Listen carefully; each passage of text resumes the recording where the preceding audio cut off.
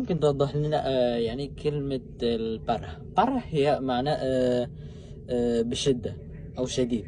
مثلا في الألم، يعني ألم شديد في الأعضاء الجسم مثلا. ف بنقول مثلا ألو ساكت، ساكت بره، يعني اللي هو مريض بشدة. ولكن في استخدام تاني اللي هو أصلا بتيجي بمعنى جامد، أو يعني مر بالسعودية، يعني معناه كتير. فمثلا wah itu keren parah.